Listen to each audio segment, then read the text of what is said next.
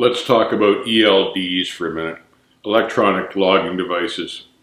They've become law in the States now. They will become law here in Canada in the spring of 2021. But let's have a quick look back.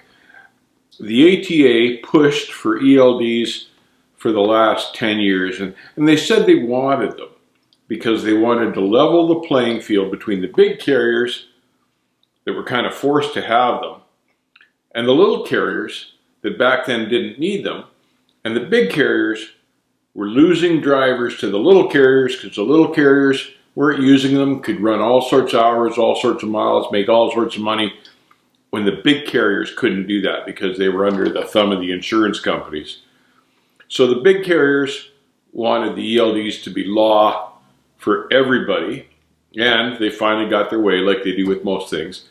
But let's have a look at really why carriers like these ELDs. Number one, it's a load tracking device. So they can look at their board or look at their computer and tell any time where the truck with the load that they're chasing is. So they can update their customer. It's all about customer service. They like that. The customer likes that. So it's a load tracking device. It's also a driver tracking device. So they can track the driver management of the vehicle. They can tell if he's speeding, if he's made too many stops, whether he's running unnecessary miles or unauthorized miles, whether he's sneaking the truck home. And because they can track the driver performance, they also use like a tool for punishing and monitoring the driver. So if he's speeding, for instance, they'll take money off his safety bonus, that type of thing. So it's an enforcement tool for the driver. The ELD also helps them find abandoned trucks. That's become a real problem, especially with the mega carriers, because they pay so little and treat their people so badly. Their guys get frustrated, abandon trucks, and they leave them all over the countryside. So ELDs help them find the trucks that they've lost through drivers abandoning the things.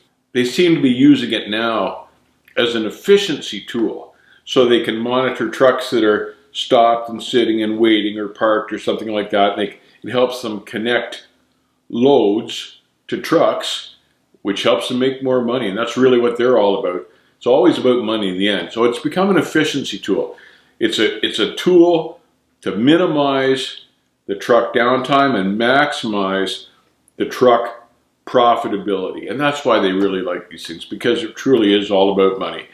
Now, I know that a lot of the drivers don't like the ELDs. I found it a reasonable system to work with. I had no problem with it. As long as you were making enough money, you could still make good money and run an ELD. But the key is making money. So you've got to be making the right mileage rate or getting the right hourly rate to make money with the things. Otherwise, they're a deterrent. But under a fair pay system, ELDs are not a bad thing in my opinion, and they limit guys having to work 18 hours a day to make a decent living. If you can't make a decent living in the number of hours mandated by the ELD, and you're working for the wrong carrier, and it's as simple as that. So remember that. These things were touted as being a bad thing. They're not necessarily being a bad thing. They're more of an enforcement tool. And if you're doing the right thing, as long as they're paying you well, there's no problem with them. So that's my take on the ELDs anyway. And I've run with them for a few years now. It didn't take me much time to adjust to them at all, and it didn't take me much time to get to like them either. So these are the real reasons that carriers like these ELDs. And if you understand the carrier's perspective, it'll help you get along in your job. It's good to know their side of the story always. And remember, their side of the story always is making money. That's what they're all about. And that can help you to make money as well. Got a story for you. Another reefer story from the good old days. Early 80s, I guess it was. A couple of us had loaded frozen bread dough down by Fort Erie, Ontario, which is right down by the Niagara Falls border.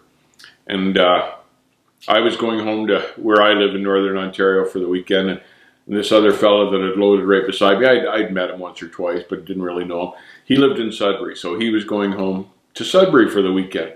So we agreed that Monday morning we would hook up and run out west together.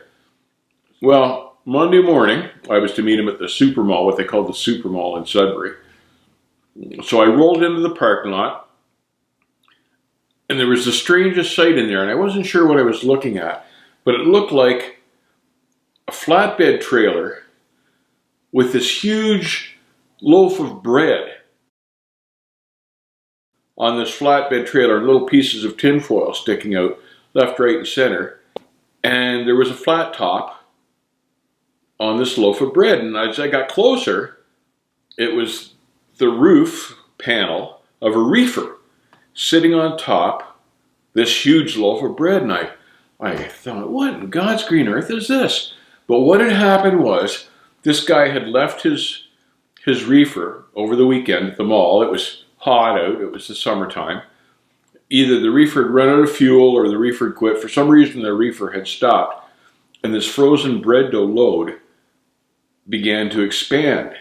So over the weekend, the load melted and expanded and expanded. And frozen bread dough expands to about 5 times the size of the frozen packet that it comes in.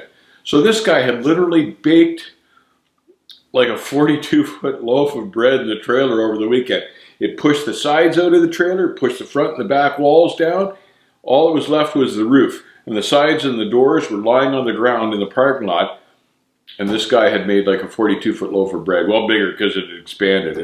It had well outgrown what had been the 42-foot trailer. But it was something to see. The reefer was a complete write-off.